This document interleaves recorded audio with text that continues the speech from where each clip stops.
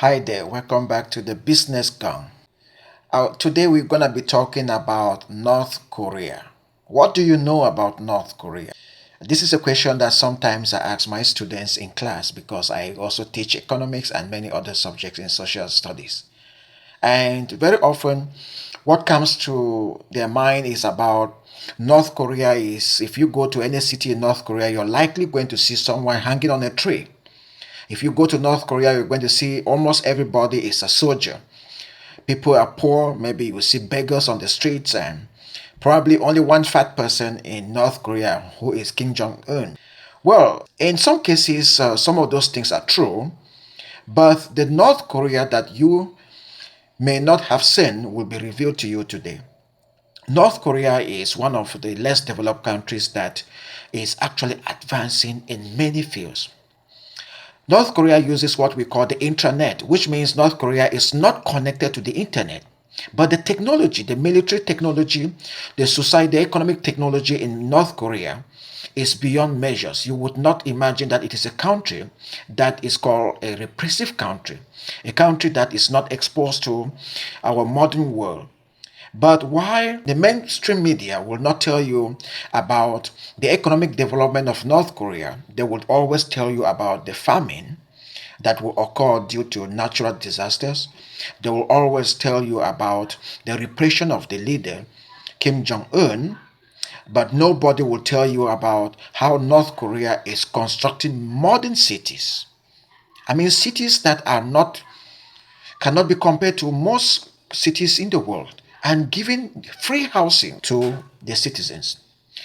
North Korea is building power plants. North Korea is advancing in various fields of technology, including nuclear. And no one questions how do they get this? However, it is important that sometimes we look at the other side of the coin. And that is why the business gang today will be bringing you a little bit of North Korea. Let's watch. And please don't forget to put down your comments, your perspective, and please don't forget to subscribe. Thank you. Let's watch.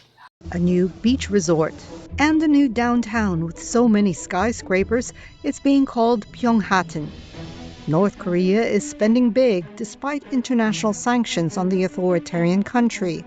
Pyongyang has been the site of multiple redevelopment projects in recent years, changing portions of this once gritty landscape into a modern city.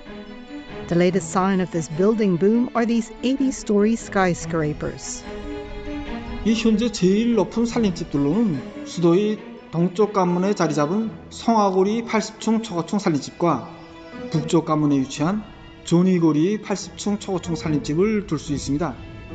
The flats are part of a plan laid out in 2021 by North Korean leader Kim Jong-un to construct 50,000 new housing units in Pyongyang. The 5-year project promised to improve the living conditions of residents in Pyongyang.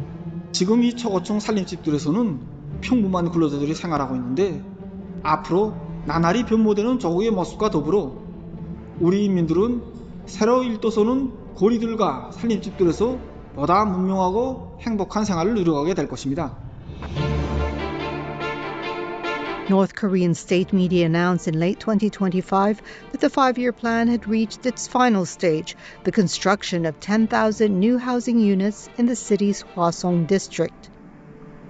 Below the streets is another sign of Pyongyang's redevelopment plans.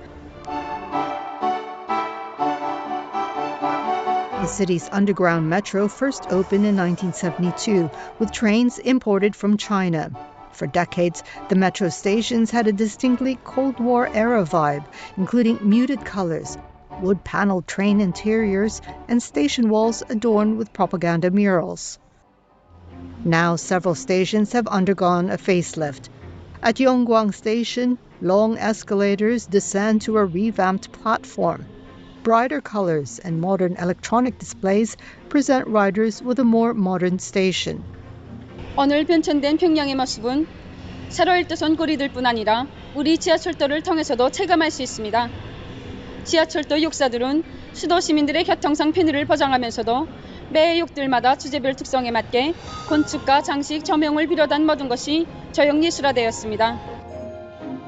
Pyongyang's subway system consists of just 2 lines that stop at a total of 16 stations.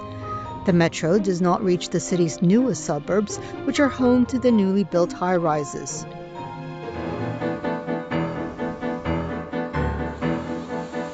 More than 200 kilometers north, a new beach resort hugs 5 kilometers of coastline in the city of Wonsan. The Wonsan Kalma Beach Resort was opened during the summer of 2025.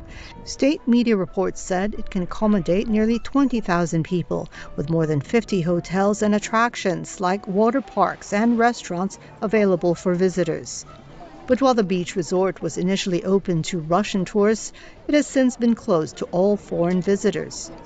Tourism once brought in some $175 million in funds annually, but since the pandemic, few countries have been allowed to return, and most of those who were able to visit the reclusive country could only go to select locations on package tours. Chinese tourists once represented the largest contingent of foreign visitors, representing an estimated 90% of foreign visitors.